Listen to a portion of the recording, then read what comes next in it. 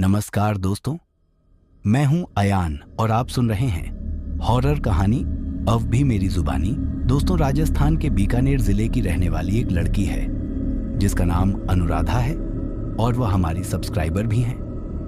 पिछले काफी लंबे समय से वह हमारे चैनल की लगभग हर कहानी को सुन रही है और हर कहानी को सुनने के बाद वह कमेंट भी किया करती है। पिछले कुछ दिनों से हमें वह लगातार कमेंट कर रही थी कि सर मुझे भी अपनी एक कहानी लोगों तक पहुंचा नहीं है, और उनकी इस कमेंट को मैं काफ़ी लंबे समय से नोटिस कर रहा था। इसीलिए मैंने सोचा कि क्यों ना उनकी इस फरमाइश को पूरा कर ही दिया जाए। जब मैंने उनकी इस फरमाइश को पूरा करने की सोची और उनसे उनकी वह कहानी सुनी, तो उस कहानी को सुनकर मुझे एक पल के लिए तो विश्वास ही नहीं हुआ कि क्या कभी किसी नेगेटिव एनर्जी का इतने लंबे समय तक किसी इंसान के जीवन में असर रह सकता है। तो ऐसा क्या था अनुराधा की उस कहानी में जिसे सुनने के बाद मैं इतना सोचने पर मजबूर हो गया? यह आज आपको इस कहानी में जानने को मिलेगा। लेकिन कहानी को शुरू करने से पहले, जैसा कि मैं आप लोगों से हमेशा कहता हूं कि वैसे तो आप लोगों ने बहुत सी हॉरर कहानियां सुनी होंगी, लेकिन मुझे पूरी उम्मीद है कि आज की हमारी यह कहानी सुनकर आपको सच में डर का एहसास होने वाला है। बस मेरी आपसे इतनी गुजारिश है कि आप अगर इस कहानी को पूरा सुनेंगे तो आपको सच में बहुत ज़्यादा मज़ा आने वाला है। साथ ही अगर आप पहली बार हमारे इस चैनल पर आए हैं तो चैनल को अभी सब्सक्राइब कर लीजिए। ऐसा करने से हमारी और आपकी नज़दीकियाँ बढ़ जाएगी और आगे आने वाली वीडियो आप तक आसानी से पहुँच जाएगी। तो ज़्यादा समय ना लेते हुए जल्दी से अपनी कहानी को शुरू करते हैं। तो दोस्तों, जैसा कि मैंने आपको पहले बताया कि आज की हमारी कहानी राजस्थान के बीकानेर जिले की रहने वाली अनुराधा की है।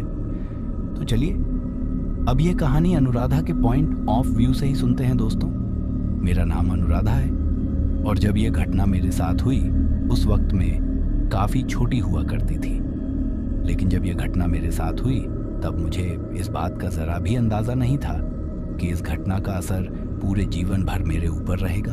दरअसल यह बात उन दिनों की है जब हमारे गांव में एक बावड़ी हुआ करती थी और गांव के लगभग सभी लोग उस बावड़ी से पीने का पानी अपने अपने घरों में लेकर जाते थे। उस टाइम पर नल पाइप की कोई सुविधा नहीं थी, तो गांव की सभी महिलाएं मिट्टी के घड़े लेकर ही बावड़ी पर पानी भरने के लिए आती थी। हमारे गांव में जो बावड़ी थी वह ज्यादा बड़ी नहीं थी, वह काफी छोटी बावड़ी थी और उसमें जो पानी का स्तर था वह भी काफी ऊपर था, जिसकी वजह से गांव की महिलाएं बिना किसी की मदद के बावड़ी के ऊपर लटकी रस्सी और बाल्टी से खुद ही पानी निकाल लेती थी। मेरे घर से भी मेरी माँ और दादी उस बावड़ी पर पानी लेने के लिए जाती थी और उस वक्त में काफी छोटी थी, इसीलिए बचपन में मुझे भी उनके साथ पानी भरने जाने की काफी इच्छा थी। इसीलिए मेरी दादी ने मुझे एक छोटा मटका लाकर दे रखा था, जिसको सिर पर रखकर मैं अपनी माँ और दादी के साथ उस बावड़ी में पानी लेने के लिए जाती थी। अब कुछ दिनों बाद जैसे ही मैं बड़ी होती हूँ तो मेरे घर वाले मुझे आगे की पढ़ाई करने के लिए गांव से दूर शहर भेज देते हैं। अब मैं अपने गांव और माँ बाप सभी चीज़ों को छोड़कर वहाँ से बहुत दूर शहर आ जाती हूँ। लेकिन जैसे ही कुछ सालों बाद मेरी पढ़ाई पूरी होती है तो मैं वापस अपने गांव जाने की प्लानिंग करने लगती हूँ। जिस दिन मैं अपनी पढ़ाई करने के लिए अपने गांव से शहर आई थी, उस दिन से लेकर इतने सालों तक मैं एक बार भी अपने गांव नहीं गई थी। इसी वजह से मुझे मेरे गांव की बहुत ज्यादा याद आ रही थी। अब जिस दिन मैं अपने गांव पहुंचती हूँ तो गांव में अपने घर जाते वक्त उन गांव के गलियारों से गुजरते हुए मुझे वह बावड़ी भी दिखाई देती है जिस पर मैं बचपन में पानी भरने के लिए जाया करती थी।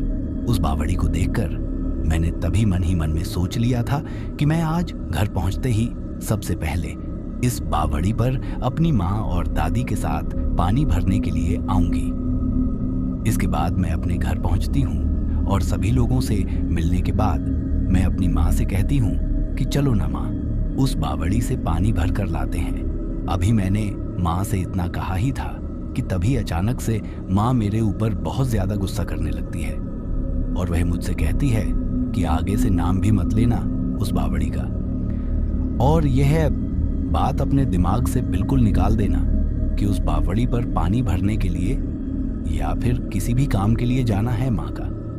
यह रवैया देखकर मुझे एक पल के लिए तो बहुत बुरा लगा। मैंने सोचा कि मैं इतने सालों बाद अभी अभी तो उन लोगों के पास गांव आई हूँ और मेरे आते ही वह मुझ पर इतना गुस्सा कर रही हैं। उसके बाद जब शाम के वक्त मैं अपनी दादी के पास बैठी हुई थी, तब मैंने मेरी दादी से पूछना चाहा और उनसे कहा कि दादी, अब आप लोग उस बावड़ी पर पानी लाने के लिए नहीं जाते हो क्या? तब मेरे मुंह से यह बात सुनते ही माँ से भी 3 गुना ज्यादा गुस्सा दादी करती हैं और वह मुझसे कहती हैं कि आज तो उस बावड़ी का अपने मुंह से नाम ले लिया है, अगर दोबारा तुम्हारे मुंह से उस बावड़ी का नाम सुन भी लिया तो तुम्हें उसी टाइम वापस शहर भेज दूंगी। अब दादी के मुंह से भी यह बात सुनकर मुझे समझ नहीं आ रहा था कि आखिर उस बावड़ी का नाम सुनते ही सबका रवैया इतना जल्दी बदल क्यों जा रहा था। मुझे लगा कि शायद उस बावड़ी के चक्कर में किसी से लड़ाई हो गई होगी पहले भी। जब हम लोग उस बावड़ी पर पानी लाने के लिए जाते थे तो माँ और दादी की गांव की कई महिलाओं से पानी भरने के चक्कर में बहसबाजी होती रहती थी और ये उस वक्त आम बात थी। तो उस वक्त भी मैंने यही सोचा कि शायद किसी से लड़ाई हो गई है और इसी वजह से माँ और दादी उस बावड़ी का नाम सुनते ही इतना ज्यादा गुस्सा हो रही है। दरअसल जब मैं इस गांव से शहर में पढ़ने के लिए गई थी और जब उस शहर से वापस अपने गांव लौटी थी तो इस बीच लगभग 12 साल का समय बीत चुका था। तो इस बीच गांव में क्या हुआ मुझे इसका कोई भी अंदाजा नहीं था और उस बावड़ी के साथ क्या हुआ था मुझे उसके बारे में भी कोई जानकारी नहीं थी।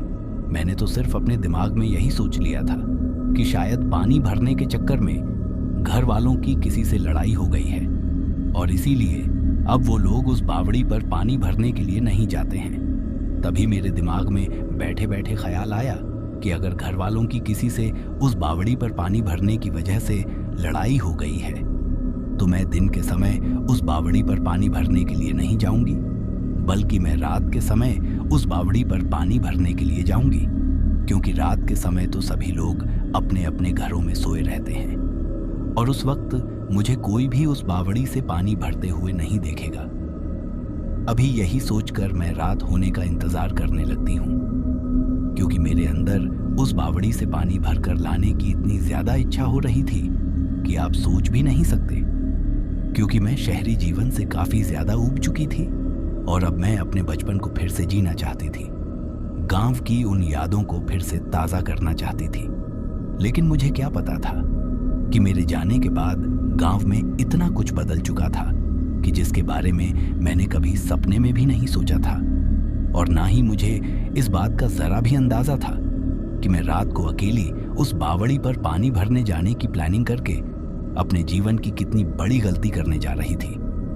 अब जैसे ही रात होती है और सभी लोग खाना खा लेते हैं तो मैं अब सभी लोगों के सोने का इंतजार करने लगती हूँ और रात के लगभग 11 बजे तक घर के सभी लोग सो जाते हैं। उसके बाद मैं चुपके से अपने बिस्तर से उठती हूँ और घर के बाहर जाकर हमारे घर में जो मटका रखा हुआ था उसे उठाकर अपने घर से उस बावड़ी की तरफ निकल पड़ती हूँ। अब जब मैं अपने घर से उस बावड़ी की तरफ पानी भरने के लिए जा रही थी तो उस वक्त तक पूरा गांव सो चुका था और गांव में चारों तरफ सिर्फ सन्नाटा पसरा हुआ था। जब मैं छोटी थी उस वक्त तो मुझे रात के समय घर से बाहर निकलने में बहुत ज्यादा डर लगता था, लेकिन शहर जाने के बाद मेरा डर निकल चुका था, क्योंकि शहर में तो दिन के बजाय रात के समय ही ज्यादा चहल पहल होती है और हम लोग दिन से ज्यादा रात के समय ही शहर की गलियों में घूमा करते थे। तो इसी वजह से उस वक्त मुझे उन गांव की गलियों से गुजरते हुए जरा भी डर का एहसास नहीं हो रहा था। मेरे घर से पैदल चलकर उस बावड़ी तक जाने की दूरी यही कोई 10 मिनट की थी। कुछ ही देर बाद मैं उस बावड़ी के पास पहुंच जाती हूँ, लेकिन उस बावड़ी को देखकर मुझे कुछ अजीब सा लगने लगता है। जब मैंने उस बावड़ी को गौर से देखा तो उसे देखकर ऐसा लग रहा था कि जैसे कई दिनों से यहाँ पर कोई भी पानी भरने के लिए आया ही ना हो, क्योंकि उस बावड़ी के चारों तरफ बिल्कुल सूखा था और वहां पर बिल्कुल सूखे और कांटेदार पौधे उगे हुए थे। अब एक पल के लिए मैंने उस बावड़ी के पास खड़े होकर चारों तरफ अपनी नजर घुमाई तो मुझे एक बात बहुत ज्यादा अजीब लगी कि उस बावड़ी के अगल बगल में जितने भी घर थे वह बिल्कुल खाली और सुनसान पड़े थे। उनमें कोई भी नहीं रहता था। फिर जब मैंने इस चीज को भी नजरअंदाज करके अपने कदमों को बावड़ी की तरफ बढ़ाया तो मैंने देखा कि उस बावड़ी की जो रस्सी थी वह काफी ज्यादा गल चुकी थी। उसे देखकर ऐसा लग रहा था जैसे कई दिनों से इसे किसी ने काम में ही ना लिया हो। और उसके जो बाल्टी बंधी हुई थी उस पर भी काफी ज्यादा जंग लग चुकी थी। यह देखकर मुझे समझ नहीं आ रहा था कि आखिर ऐसा कैसे हो सकता है। इस बावड़ी से तो लोग रोजाना पानी ले जाते हैं, तो फिर इस बाल्टी पर इतनी ज्यादा जंग कैसे लगी हुई है। उसको देखकर ऐसा लग रहा था जैसे कई दिनों से उसे पानी में डुबोया ही ना गया हो। जब मैंने उस बाल्टी को अपने हाथ में उठाया तो उस खाली बाल में मुझे बहुत ज्यादा वजन लग रहा था। तभी मैंने सोचा कि जब हम लोग पहले पानी भरने के लिए आते थे तब तो इस बाल्टी में इतना ज्यादा वजन नहीं हुआ करता था, लेकिन आज मुझे ये बाल्टी इतनी ज्यादा भारी कैसे लग रही है। ऐसा लग रहा है जैसे यह पानी से भरी हुई हो। अभी मैं उस बाल्टी को उठाकर यह सब सोच ही रही थी कि तभी मुझे मेरे कानों में किसी के कदमों की आवाज सुनाई देती है और उन कदमों के साथ साथ मुझे पायल के छन छन की आवाज भी सुनाई देने लगती है। ऐसा लग रहा था कि जो कोई भी उधर चलकर आ रहा था उसने पायल पहन रखी हो, और पायल तो सिर्फ कोई लड़की या महिला ही पहन सकती है।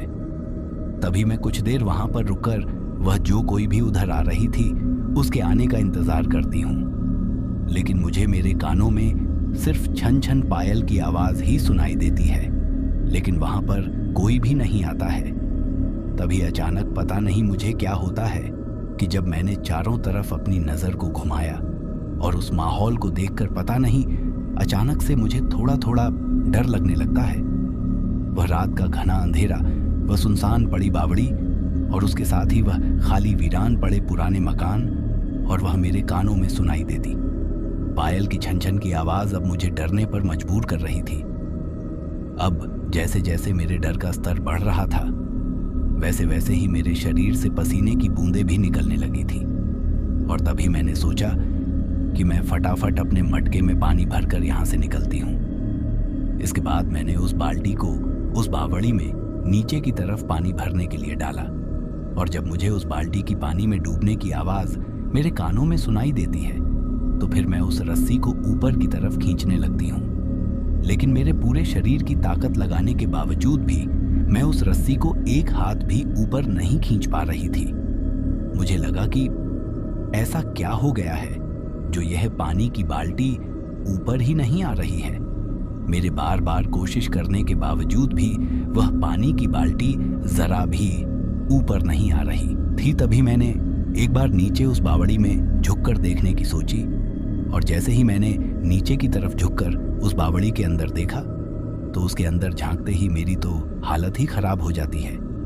मेरी आंखें फटी की फटी रह जाती हैं और मुझे समझ नहीं आ रहा था कि अब मैं मेरी आंखों के सामने क्या देख रही हूँ। मेरे हाथ पैर कंपन करने लगे थे और मेरे शरीर से अब दुगनी रफ्तार से पसीना निकलने लगा था, क्योंकि जब मैंने उस बावड़ी के अंदर झांका तो मैंने देखा कि जो बाल्टी मैंने पानी भरने के लिए उस बावड़ी के अंदर डुबा थी, उस बाल्टी की रस्सी से एक औरत लटक कर ऊपर की तरफ आ रही है, और वह औरत दिखने में बहुत ही ज्यादा डरावनी लग रही थी। उस वक्त चारों तरफ काफी ज्यादा अंधेरा था, इस वजह से मुझे ज्यादा कुछ तो साफ साफ दिखाई नहीं देता है, लेकिन मुझे उसका चेहरा बिल्कुल अच्छी तरीके से दिख रहा था, क्योंकि उस घने अंधेरे में उसकी वह सफेद सफेद आंखें काफी ज्यादा चमक रही थी।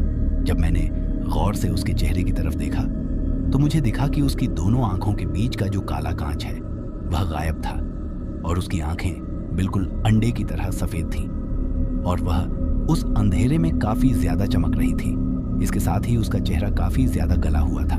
उसको देखकर ऐसा लग रहा था जैसे वह काफी दिनों से किसी चीज के नीचे दबकर सड़ चुका हो, और उसके जो होंठ थे वह काफी ज्यादा फूल चुके थे और उनमें सफेद सफेद पानी भरा हुआ नजर आ रहा था। अब मैं एकटक उस औरत की तरफ देखे जा रही थी, और वह धीरे धीरे रस्सी से खिसक के हुए ऊपर की तरफ आ रही थी। अब मेरे जो डर का स्तर था वह 7वें आसमान पर था और मैं वहां से भागना चाहती थी, लेकिन मैं चाहकर भी वहां से भाग नहीं पा रही थी, क्योंकि जब मैंने वहां से भागना चाहा तो मेरे शरीर में कोई हलचल ही नहीं हुई। मुझे ऐसा लग रहा था कि जैसे मेरा शरीर वहीं पर जम गया हो। मैं तो जैसे नीचे झुककर उस बावड़ी में देखने के लिए जिस पोजीशन में हुई थी, उसी पोजीशन में वहीं पर वैसे की वैसे ही रह गई थी। चाहकर भी वहां से इधर उधर हल भी नहीं पा रही थी। तभी मैंने जोर से चिल्लाना चाहा, लेकिन मैं चाहकर भी नहीं चिल्ला पा रही थी, क्योंकि जब मैंने चिल्लाने की कोशिश की तो मेरे हलक से आवाज ही नहीं निकल रही थी। और अब वह औरत धीरे धीरे खिसक हुए मेरे काफी ज्यादा करीब आ चुकी थी।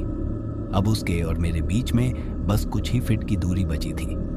अभी मैं एकटक उसकी तरफ देखे ही जा रही थी कि तभी मुझे मेरे कानों में फिर से वही पायल की छन छन की आवाज सुनाई देने लगती है। और इस बार उस आवाज को सुनकर मुझे ऐसे लग रहा था कि जैसे कोई दौड़कर मेरी तरफ आ रहा हो। अभी मैंने उस एहसास को ठीक से महसूस भी नहीं किया था, और तभी वह पायल की तेज आवाज मेरी तरफ बढ़ती है। मुझे ऐसा लग रहा था कि जैसे कोई दौड़ते हुए मेरे पीछे की तरफ आ रहा है। अभी मैं यह सब सोच ही रही थी कि तभी किसी ने एक जोर की लात मेरी कमर पर मारी, और क्योंकि मैं पहले से ही उस बावड़ी की तरफ झुकी हुई थी तो उसके लात मारने की वजह से मैं धड़ाम से उस बावड़ी के अंदर गिर जाती हूँ। लेकिन गिरते वक्त उस बावड़ी में जो बाल्टी की रस्सी थी वह मेरे हाथ में आ जाती है और उसे मैं पकड़ लेती हूँ। लेकिन जब मैं उस बावड़ी के अंदर गिरती हूँ तो मैं उस औरत से काफी ज्यादा ऊपर होती हूँ, जो मेरे से पहले ही उस रस्सी से लटक कर धीरे धीरे ऊपर की तरफ आ रही थी। मैं तो उस बॉडी में सिर्फ 1-2 हाथ ही नीचे लटकी हुई थी। अब मैंने अपने हाथों से उस बाल्टी की रस्सी को कस के पकड़ रखा था, लेकिन धीरे धीरे मेरे हाथ उस रस्सी से फिसल रहे थे और मैं उस औरत की तरफ थोड़ा थोड़ा खिसक हुए नीचे की तरफ जा रही थी। लेकिन मैं मेरी पूरी कोशिश कर रही थी कि मैं उस रस्सी को वहीं पर पकड़े रखूं और किसी तरह उस बावड़ी से बाहर निकल जाऊं। लेकिन काफी मशक्कत के बाद भी मुझे मेरी यह कोशिश नाकाम होती नजर आ रही थी। अभी मैं अपने आप को उस बावड़ी से निकालने की कोशिश कर ही रही थी कि तभी मेरे से नीचे उस रस्सी से लटकी हुई वह औरत एक अजीब सी आवाज में हंसने लगती है और मेरी तरफ देखकर एक अजीब सी भारी आवाज में कहती है कि काफी दिनों बाद कोई मेरे झांसे में आया है जिससे मैं मेरा बदला ले सकूं। तुम ही लोगों ने मारा था ना मुझे। मैं किस तरह इस बावड़ी के पानी में तड़प तड़प कर मरी थी, इसका कोई अंदाजा भी नहीं लगा सकता। मैंने आखिर किसी का क्या बिगाड़ा था जो मुझे इतनी दर्दनाक मौत मिली, और मेरे इतने चिल्लाने पर भी मुझे बचाने के लिए तुम लोगों में से कोई भी नहीं आया, और आज मैं तुम्हें मारकर अपनी मौत का बदला लूंगी। उसकी यह सब बातें सुनकर मुझे यह तो समझ में आ चुका था कि मेरे नीचे यह जो औरत लटकी हुई है यह कोई जिंदा इंसान नहीं है, बल्कि यह किसी औरत की आत्मा है या कोई चुड़ैल या डायन है। और शायद इसी वजह से माँ और दादी मुझे इस बावड़ी पर पानी भरने के लिए मना कर रही थी। उस वक्त मुझे अंदाजा हो गया था कि मैंने उन लोगों की बात ना मानकर कितनी बड़ी गलती कर दी है। लेकिन अब मुझे किसी भी तरह अपने आप को उस मुसीबत से बचाना था। लेकिन उस वक्त उस रस्सी से लटकते हुए मुझे यह समझ में नहीं आ रहा था कि आखिर में अपने आप को इस मुसीबत से कैसे बचाओ। और समय के साथ साथ मेरे हाथ भी उस रस्सी से धीरे धीरे नीचे की तरफ फिसलते जा रहे थे, और इसके साथ ही मुझे इस बात का डर था कि कहीं यह गली हुई रस्सी टूट ना जाए। उसकी हालत देखकर तो ऐसा ही लग रहा था कि यह कभी भी टूट सकती है। अब वह चुड़ैल भी मेरे पैरों तक पहुंच चुकी थी और कुछ ही देर बाद उसने मेरे एक पैर को पकड़ लिया, और जैसे ही उसने मेरे पैर को पकड़ा तो उसके पकड़ने का वह स्पर्श मुझे कुछ बहुत ही ज्यादा अजीब लग रहा था। उसके हाथ का स्पर्श ऐसे लग रहा था कि जैसे कोई जानवर मेरे पैर पर चढ़ गया हो। उसकी वजह से मुझे काफी ज्यादा गुदगुदी हो रही थी और उससे भी कई गुना ज्यादा डर लग रहा था। लेकिन पता नहीं उस वक्त मेरे अंदर इतनी हिम्मत कहां से आ रही थी कि इतना भयानक मंजर देखने के बाद भी मैं उस रस्सी को पकड़कर उस बावड़ी में लटकी हुई थी। अभी वह चुड़ैल धीरे धीरे ऊपर की तरफ खिसक कर मेरे पैर को पकड़ते हुए अपने मुंह को मेरे पैर की तरफ ला ही रही थी कि तभी अचानक मुझे मेरे कानों में किसी के चिल्लाने की आवाज सुनाई देती है। और जब मैंने उस आवाज को गौर से सुना तो बाहर की तरफ कोई शख्स मेरा नाम लेकर बार बार पुकार रहा था। वह बार बार अनुराधा अनुराधा कहकर पुकार रहा था। और जब मैंने उस आवाज को गौर से सुना तो वह आवाज मेरी दादी की थी। दादी की आवाज सुनते ही मुझे यह समझ में आ गया था कि मेरे पास मेरी जान बचाने का यही मौका है। अगर मैंने इस मौके को अपने हाथ से गवा दिया तो मैं अपनी जिंदगी से भी हाथ धो बैठूंगी।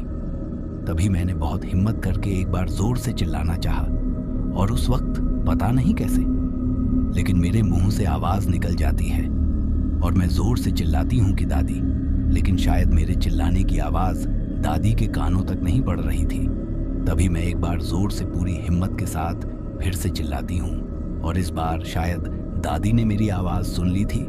लेकिन जैसे ही मैं दादी को पुकारती हूँ तो मेरे नीचे लटकी हुई वह चुड़ैल मुझे जोर से नीचे की तरफ खींचने लगती है और अजीब तरीके से गुर्रा नहीं लगती हैं और मुझसे कहती हैं कि आज चाहे तू कितना ही चिल्ला ले लेकिन अब तू नहीं बच पाएगी, आज मैं तुझे अपने साथ ले जाकर ही रहूंगी। अभी वह चुड़ैल मुझे वह सब कह ही रही थी कि तभी अचानक मुझे मेरे सर के ऊपर दादी की आवाज सुनाई देती है। और जब मैं अपनी गर्दन को ऊपर करके देखती हूँ तो उस बावड़ी के किनारे मेरी दादी खड़ी हुई थी।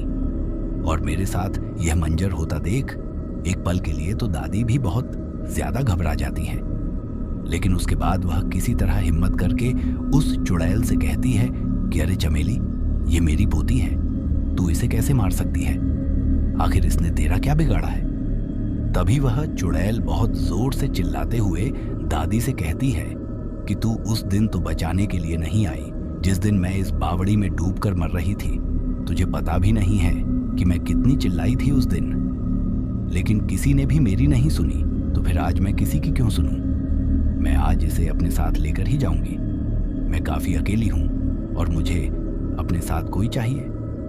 तभी मेरी दादी गुस्से में आवाज करके उस चुड़ैल से कहती है कि तू ऐसे नहीं मानेगी। न रुक, तुझे तो मैं अभी बताती हूँ। तभी दादी अपनी कमर पर बंधी हुई पोटली को खोलती है और उस पोटली के अंदर जो कुछ था उसको उस बावड़ी के अंदर फेंके। और जैसे ही दादी उस बावड़ी के अंदर उस चीज को फेंके तो वह चुड़ैल धड़ाम से मेरे पैर और उस रस्सी को छोड़कर उस बावड़ी में नीचे की तरफ गिर जाती है। तब तक ऊपर की तरफ शायद दादी के साथ गांव के कुछ और भी लोग आ चुके थे। इसी वजह से धीरे धीरे वह रस्सी अब ऊपर की तरफ खिसक रही थी और जैसे जैसे वह रस्सी ऊपर की तरफ खिसक रही थी तो उस बावड़ी की तलहटी से उस चुड़ैल के बहुत जोर जोर से चिल्लाने की आवाज आती है। और जैसे ही मैं उस बावड़ी के ऊपर की तरफ पहुंचती हूं तो मेरी दादी मुझे फटाक से खींचकर उस बावड़ी से बाहर निकाल लेती है। बावड़ी से बाहर निकलते ही मैं दादी के गले लगकर बहुत जोर जोर से रोने लगती हूँ। तभी दादी मुझसे कहे कि तुझे मना किया था ना यहाँ पर आने के लिए, फिर भी क्यों आई तू यहाँ पर? उसके बाद वहाँ पर जो गांव के लोग मौजूद थे वह हम लोगों से कहते हैं कि आप लोग फटाफट चलिए यहाँ से, इस वक्त यहाँ पर ज़्यादा देर रुकना ठीक नहीं।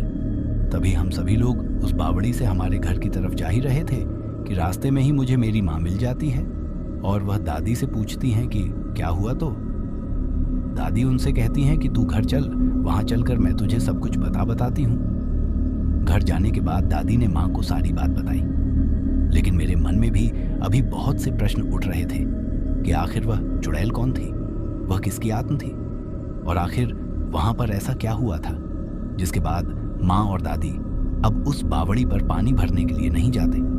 तभी मैंने मेरी दादी से यह सभी बातें पूछी और इसके बाद मेरी दादी ने मुझे जो बताया उसे सुनकर एक पल के लिए तो मेरे पैरों तले जमीन ही खिसक गई थी और मुझे बिल्कुल भी विश्वास नहीं हो रहा था कि आज मैं इतनी बड़ी मुसीबत से आखिर बच कैसे गई। दरअसल दादी ने मुझे बताया कि आज से कुछ साल पहले की बात है।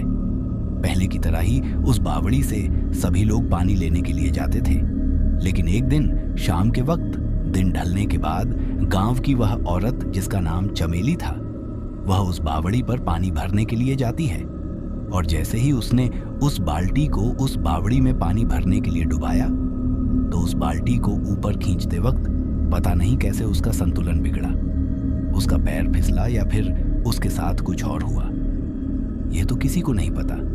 लेकिन जब वह झुककर उस बाल्टी को खींच रही थी तो मुंह के बल वह उस बावड़ी में गिर जाती है और उसका जो सर था वह उस पानी की भरी बाल्टी में जाकर ही लग जाता है और उसका सर उस पानी की बाल्टी में फंस जाता है।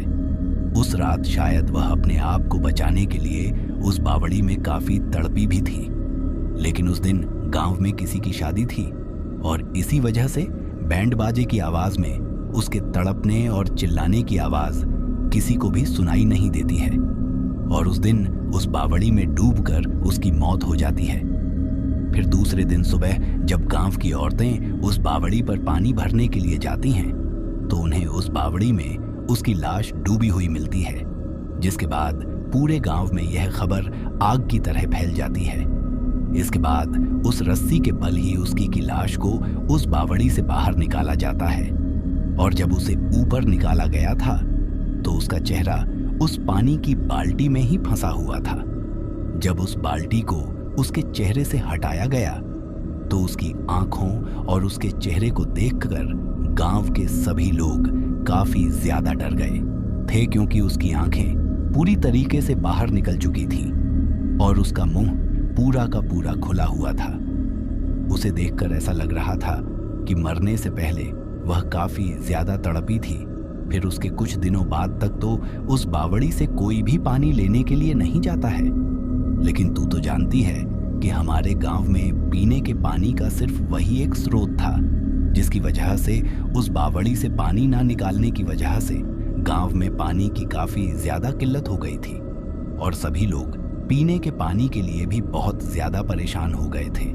जिसके बाद सभी गांव वालों ने तय किया कि उस बावड़ी की एक बार अच्छे से सफाई कर देते हैं और फिर सभी लोग वैसा ही करते हैं। लेकिन सफाई करने के बाद जो कोई भी उस बावड़ी पर पानी भरने के लिए जाता था तो उसके साथ कुछ अजीब अजीब तरह की डरावनी घटनाएं होती थीं और एक आध बार तो तेरी तरह ही कुछ लोगों को उस औरत की आत्मा भी दिखाई देती है, जिसके बाद पूरे गांव में यह भय का माहौल बन जाता है कि उस बावड़ी में चमेली की आत्मा है।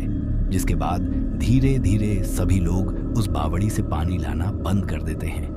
लेकिन पानी लाना बंद करने के बाद भी उस बावड़ी से रात के समय उसके चिल्लाने की काफी ज्यादा आवाजें आती थीं और इसी वजह से उस बावड़ी के आसपास के जो घर थे उन लोगों ने भी अपने उन घरों को छोड़ दिया और गांव के बाहर की तरफ जाकर बस गए दादी के मुंह से। यह कहानी सुनने के बाद और मेरे साथ वह हादसा होने के बाद मैं काफी दिनों तक डिप्रेशन में चली गई थी और आज भी मेरे जिस पैर से उस रात वह चुड़ैल लटकी हुई थी, मेरा वह पैर ठीक तरीके से काम नहीं करता है। अभी भी रात के वक्त कई बार उस पैर में अपने आप ही दर्द होने लगता है। इसका मैंने हर तरीके से इलाज करवाने की भी हर संभव कोशिश कर ली, लेकिन कोई भी फायदा नहीं हुआ।